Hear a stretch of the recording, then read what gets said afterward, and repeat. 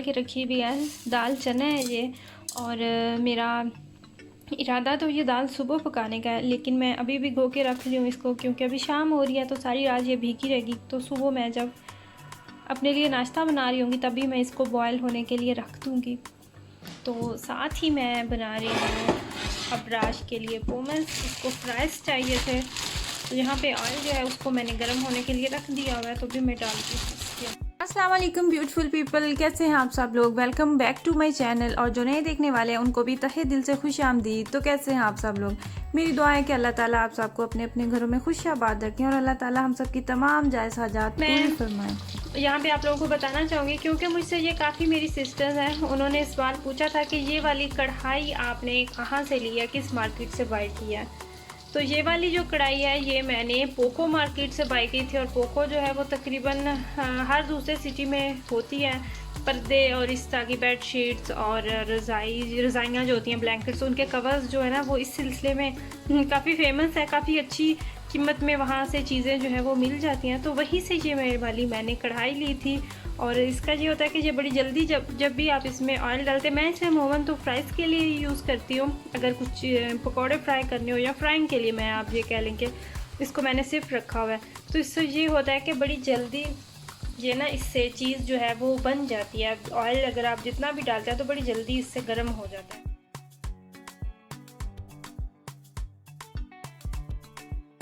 वैसे तो यहाँ पे जो दाल और मसाले आपको मिलते हैं ये ऑलरेडी साफ़ होते हैं, लेकिन फिर भी अपनी तसल्ली के लिए इनको दोबारा से कर लेना चाहिए, वरना तो चावल दालें सारा कुछ जो होता है वो पहले से ही साफ़ होता है। इसी तरह अगर आप मसूर की दाल को भी 2 से 3 घंटे देते हैं भीगने के लिए तो वो दाल जो है वो बड़ी जल्दी गल जाती है। तो ये वाले जो क्लिप्स आप देख रहे हैं ये शाम के हैं, तो इसके बाद अभी जो आप देखने वाले हैं वीडियो वो सुबह की है। मैं आज मार्केट गई हुई थी और भी काफ़ी चीज़ें मैंने खरीदी हैं, लेकिन जो चीज़ मुझे लगी कि आप लोगों के साथ मुझे शेयर करनी चाहिए तो वो ये वाले कवर हैं। ये मार्केट में मैंने देखे कि वहाँ पे इस तरह के ना बहुत ज़्यादा डिफरेंट कलर्स में इस तरह के कवर्स जो है ना वो पड़े हुए थे। तो मुझे ये लगा, लेकिन इसके ऊपर ना इनका कोई नाम लिखा हुआ था और ना ही इनका कोई साइज़ था। आप ये देखिए, बस ये खाली इसके ऊपर स्टिकर लगा हुआ है, लेकिन इसके ऊपर साइज़ इसका कुछ भी नहीं लिखा हुआ था। और इवन कि उन्होंने ये भी नहीं लिखा हुआ था कि ये हैं किस चीज़ के लिए। और इसी तरह ये सारे उन्होंने खोल के रखे हुए थे। तो मुझे ये लगा कि हो सकता है इनकी जो शेप है वो नज़र आ रही है जैसे चेयर्स के कलर्स हों, कवर्स हों। तो मैंने वहाँ से पहले एक मैंने लिया, फिर मैंने दूसरा ले लिया, लेकिन ज़्यादा मैंने इसलिए नहीं लिए कि मुझे ख़ुद भी कंफर्म नहीं था कि ये चेयर्स की जो सीट्स हैं उन पे पूरा आएगा या नहीं। तो फिर ये था कि कहीं ऐसे ही वेस्ट ना हो जाए। लेकिन जब मैंने घर आके तो इसको मैंने सबसे पहले चेक किया, तो आप यकीन नहीं करेंगे, मैं अभी आपको दिखाती हूँ 1 मिनट। मेरी जो चेयर्स हैं उनका कलर भी ये देखिए आपको नज़र आ रहा है, ऑरेंज है। और इनका स्टफ़ भी ऐसे है कि ये ख़राब बड़ी जल्दी हो जाता है। और यहाँ पे लैपटॉप भी रखा हुआ है, तो बच्चे जब भी लैपटॉप यूज़ कर रहे होते हैं तो वो इसी जगह पे बैठते हैं, तो वो फिर ये भी होता है कि गंदी हो रही होती हैं।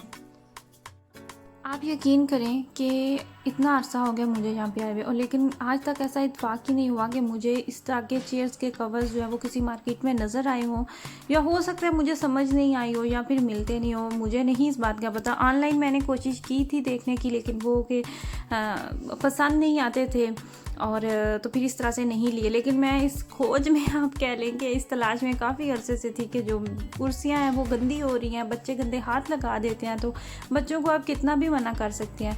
और फिर बाद में मुझे इतना अफसोस हुआ कि वो मार्केट थोड़ी सी फासले पे है, थोड़ा सा उसका सफ़र ज़्यादा है, तो मैं सारे जो कवर्स हैं वो क्यों नहीं लेके आई। ये देखिए, बिल्कुल पता ही नहीं चल रहा कि इसके ऊपर ये कवर है या फिर ये अपनी ही चेयर की सीट है। और जो इसका मैंने कलर लिया वो भी सेम ही हो गया, कोई इतना ख़ास डिफरेंस नहीं है। तो मुझे इस पे कुछ ना कुछ चाहिए तो ज़रूर था, क्योंकि चेयर्स जो हैं ये इतनी जल्दी गंदी हो जाती हैं और आप इनको बार बार वॉश भी नहीं कर सकते। और जब आप ऊपर से साफ़ करते हैं तो वो आपको तसल्ली तो नहीं ना मिलती। आजकल फिर कुछ दिनों से दिल को एक अजीब सा वहम बना हुआ है और परेशानी सी बनी हुई है, क्योंकि हालात जो हैं वो हर तरफ ही, हर मुल्क में ही ख़राब होते जा रहे हैं। और यहाँ पे जर्मन में भी कुछ सिचुएशन इसी तरह की है। 4 नवंबर से हम पार्शल लॉकडाउन की तरफ जा रहे हैं। उससे ये होगा कि जो ज़रूरत की चीज़ें हैं जैसे स्कूल, किंडरगार्टन्स और मार्केट्स वगैरह जो हैं वो खुली रहेंगी, लेकिन कुछ रूल्स होंगे जो हमें मस्ट फॉलो करना पड़ेंगे और करना भी चाहिए अपनी जान के लिए। तो बाकी जो सिनेमा घर हैं या फिर जो सैर व तफरीह के मकामात हैं, होटल्स हैं या फिर जो गैर ज़रूरी क्लब्स हैं, इनके कुछ इस तरह की ना जो चीज़ें हैं वो ये बंद कर रहे हैं 1 मंथ के लिए, कि अगर इस वायरस को फैलने से बचाया जा सके। और मुझे लगता है कि जब तक इसकी वैक्सीन कोई नहीं तैयार होगी हमें इसी तरह से होना पड़ेगा। और आप यकीन करें, पिछले दिनों में ये जब अभी हेrbst की फेरियां जो हैं, छुट्टियां जो हैं ख़त्म हुई हैं, तो सबको ये टेंशन भी थी कि काफ़ी लोगों ने अभी जो हालवेन आ रहा है उसकी पार्टी रखी हुई थी, वो लोगों ने कैंसिल कर दी। और जैसे ये हर साल सेलिब्रेट करते हैं, और स्कूल्स का भी हमें इतना डर था कि कहीं फिर से ना बंद कर दें, लेकिन ये हुआ है कि स्कूल में बच्चे बेचारे सारा दिन मास्क पहन के घूम रहे होते हैं। लेकिन क्या करें, मजबूरी है। और किंडरगार्टन और स्कूल जो हैं वो खुले रहेंगे, लेकिन बाकी जो काफ़ी चीज़ें हैं वो दोबारा से ये क्लोज़ करने जा रहे हैं। तो ये देखें जी, ये मॉर्निंग है, साथ में मेरा नाश्ता बन रहा है और साथ में खाना। यहाँ पे जी देखें, दाल जो है चना की ये रेडी हो चुकी है और इसके साथ मैंने बॉईल किए हैं चावल।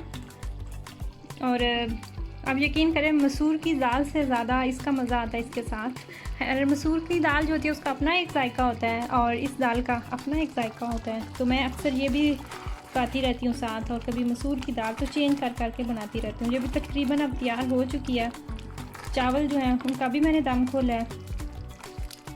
और यहाँ पे जी मैंने पुदीने की चटनी जो है वो बना के तो फ्रीज़ की हुई थी, और उसके मैंने ये क्यूब्स जो है ये निकाल के रखे हैं। तो अभी मैं इसके अंदर योगर्ट डाल के तो इसको भी मैं मिक्स कर लूँगी।